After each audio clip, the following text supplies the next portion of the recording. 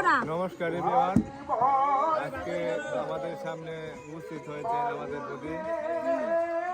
দ্বিতীয়ত এই অনুষ্ঠানটা হচ্ছে আমাদের হরি পূজা উপলক্ষে লীলা কীর্তন, হরি পুজোর উপলক্ষে লীলা কীর্তন। আর বাগপাড়া টেকনাফা শ্রী কালী মন্দিরের সভাপতি আমি অজয় সরকার। আমার যত ফলোয়ার আছেন, বন্ধুরা আছেন, শুভাকাঙ্ক্ষীরা আছেন, এখন খাওয়া দাওয়া চলতেছে, একটু দেখাও তো, সবাইকে দেখাও।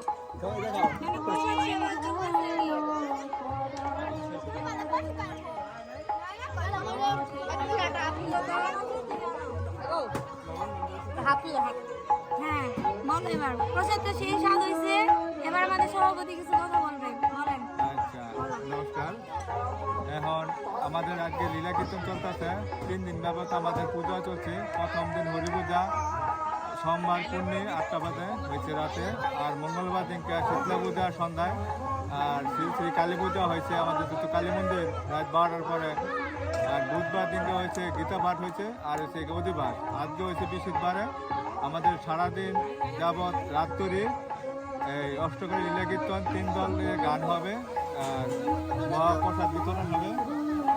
আর এই অনুষ্ঠানে আমাদের নতুন বদিরা আছে, নতুন নতুন বদি যারা যারা আছেন, আর ভাই বাদারাদের জন্য পরিচয় হয় অনুষ্ঠানের মধ্যে।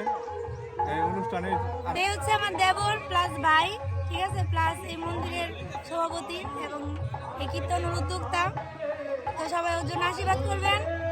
আর এই তো এখানে প্রসাদ রন্ধন হচ্ছে, এখানে বিতরণ হচ্ছে, আর আমরা সবাই অনেক আনন্দ করি। এটা আমাদের এলাকা, আর আমি হচ্ছে এই এলাকার কি আমাদের বউ। বৌদি, আর তাদের বৌদি, আমাদের প্রিয় বৌদি।